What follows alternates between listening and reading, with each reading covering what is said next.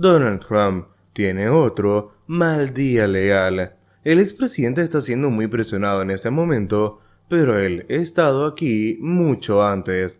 Fue un día de pesadilla para Donald Trump. En la corte, otra vez, el expresidente no le han faltado contratiempos legales y políticos desde que dejó la Casa Blanca, pero en las últimas semanas el gran volumen de amenazas agudas, tanto penales como civiles, ha puesto a Donald Trump en una situación diferente a las que ha enfrentado antes. El martes, esas amenazas se ampliaron. La Corte Suprema puso años de declaraciones de impuestos de Donald Trump en manos de los demócratas de la Cámara y un panel de la Corte de Apelaciones de 3 jueces que incluía a 2 de los designados por Donald Trump. Parecía estar listo para fallar rotundamente a favor del Departamento de Justicia, en un caso que involucraba la incautación de documentos de Mar-a-Lago. Donald Trump ha sido condenado por ningún delito y profesa su inocencia y victimismo en todos los asuntos, pero a medida que monta su tercera candidatura a la presidencia, el apretón que le imponen los fiscales y los adversarios legales proyecta una sombra cada vez más siniestra. Entre ellos está el fiscal general Merrick Garland, ha designado un abogado especial, el fiscal de corrupción pública Jack Smith, para supervisar la investigación de Mar-a-Lago, así como los asuntos que surjan del esfuerzo de Donald Trump para subvertir las elecciones del 2020 y evitar la transferencia de poder a Joe Biden.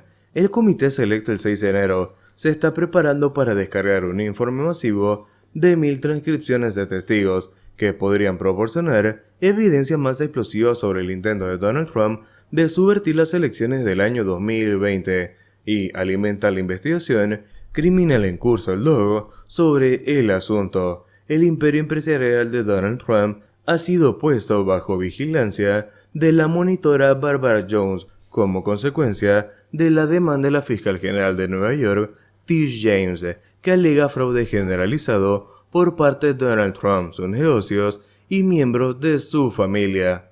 Un fiscal de distrito del área de Atlanta se ha acercado profundamente al círculo íntimo de Donald Trump para obtener testimonios sobre el esfuerzo de Donald Trump por anular las elecciones del 2020 en Georgia. El senador Lindsey Graham se convirtió el día martes en el último testigo en brindar testimonio sustantivo al gran jurado especial. Los crecientes dolores de cabeza legales de esta semana se producen cuando Donald Trump continúa defendiéndose de los enemigos políticos y trazando su lugar en un panorama en evolución de las redes sociales. Por ahora, Donald Trump ha decidido permanecer en su propia plataforma de medios, a pesar de una invitación del propio Twitter, Elon Musk, para permitir que Donald Trump regrese al sitio. Pero incluso eso fue complicado para los problemas. La fusión retrasada entre la propia empresa de redes sociales y Donald Trump y una compañía de cheques en blanco que la haría pública generó nuevas preocupaciones sobre posibles violaciones de valores que darían a los opositores políticos forraje adicional y darían paso a más investigaciones. Donald Trump no es ajeno a los vínculos legales y a las predicciones de una muerte inminente. Su obituario político fue escrito en medio de las investigaciones iniciadas por el fiscal especial Robert Mueller en el año 2017, así como una investigación de juicio político posterior sobre su esfuerzo por presionar a Ucrania para investigar a sus rivales políticos. Ha llevado una mentalidad perversa. Cuanto más asediado parece Donald Trump, más animada se vuelve su base y más domina la conversación política, desplazando a posibles rivales. Es una dinámica de la que Donald Trump y su equipo son muy conscientes y que sirvió como grito de guerra durante el anuncio presidencial de Donald Trump para el 2024 en Mar-a-Lago la semana pasada. Es increíble que los demócratas hayan estado tratando de obtener sus registros de impuestos desde que anunció en el 2016, dijo una persona cercana a Donald Trump. Si se puede hacerle eso a él, imagínese lo que 87,000 nuevos agentes del IRS pueden hacerle a los estadounidenses comunes. Pero ahora Donald Trump está desprovisto de su defensa más potente, la propia oficina de la presidencia, que brindó protecciones y obstáculos procesales para los investigadores que ya no están a su disposición.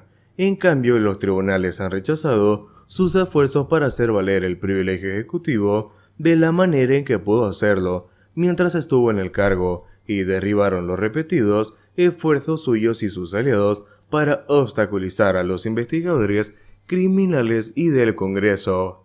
Y los límites de la atracción postpresidencial de Donald Trump se hicieron evidentes en las elecciones intermedias de este mes, cuando las predicciones de un tsunami rojo se encontraron con la resiliencia demócrata en varios escaños que alguna vez se pensó que estaba al alcance de los republicanos.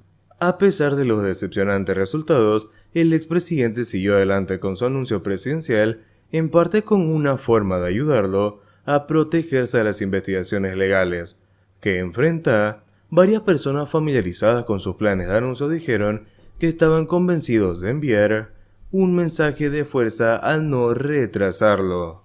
Biden perdona al príncipe heredero saudí que ordenara asesinar a Khashoggi.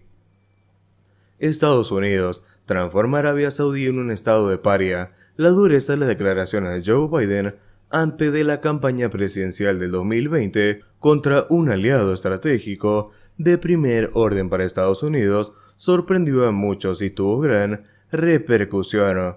Hubo quien quiso ver en las palabras del entonces todavía candidato presidencial demócrata un anuncio de cambio drástico en la política exterior tradicional de su país, que su gobierno defendería los derechos humanos por encima de cualquier interés económico o político. Biden se mostraba indignado con el príncipe heredero de Arabia Saudí, Mohammed bin Salman, tras conocer un primer informe de la CIA en el que se lo acusaba de haber ordenado en el 2018 el asesinato del periodista Jamal Khashoggi, muy crítico con su régimen. Khashoggi vivía en Washington y era colaborador habitual del The Washington Post. El periodista necesitaba actualizar su documentación saudí para casarse con su prometida turca. Para ello mantuvo una entrevista con el cónsul saudí en Washington, Khaled bin Salman, hermano del príncipe heredero, quien supuestamente le habría dado garantías por su seguridad y le habría indicado que el lugar donde debía hacer el trámite era consulado saudí en Estambul. Khashoggi acudió entonces el 2 de enero del 2018 a ese consulado, pero nunca salió de él. Al menos no salió vivo, ni con el cuerpo entero, tal como mostraron las cámaras de seguridad. Asesinado por los escoltas de bin Salman, el periodista saudí no salió, pero sí se vio salir con un nutrido grupo de personajes que habían entrado en la sede diplomática en la noche del 1 de octubre del 2018, un día antes de la llegada de Khashoggi. Era una quincena de agentes de inteligencia y otros funcionarios saudíes. 5 de ellos eran miembros del propio equipo de seguridad personal del príncipe Mohammed bin Salman. Las cámaras del aeropuerto de Estambul y las cámaras del exterior del consulado permitieron identificar a los 15 funcionarios que llegaron en 2 aviones, y así se pudo armar el plus de lo ocurrido esos días en la sede diplomática. Uno de esos funcionarios, Maheb Abdulaziz Mutreb, era un acompañante habitual del príncipe heredero en sus viajes, con el que se lo vio en la ONU, en París, y que estuvo con él incluso en Madrid. Al menos 4 de esos individuos han recibido entrenamiento paramilitar especializado en Estados Unidos, según reveló en octubre del 2020 The New York Times. El entrenamiento, autorizado por el Departamento de Estado durante la administración de Barack Obama, fue realizado por TIE Group, una empresa privada de seguridad, e incluyó a numerosos miembros de la Guardia Real Saudí entre el 2014 y 2017. Al conocerse el informe acusatorio de la CIA, sin pruebas muy contundentes, el reino saudí, que inicialmente había asegurado que Khashoggi salió por su propio pie del consulado tras hacer sus trámites, terminó reconociendo que murió en sus dependencias y se responsabilizó de ello. Algunos de sus agentes de haberse excedido en el interrogatorio. Supuestamente 8 de los autores materiales fueron juzgados y condenados posteriormente. Muchos especuló en su momento sobre cómo se deshicieron del cuerpo de Khashoggi sus asesinos El gobierno turco ordenó registrar la sede diplomática y dijo posteriormente haber encontrado videos y audios y otras pruebas de cómo le quitaron la vida.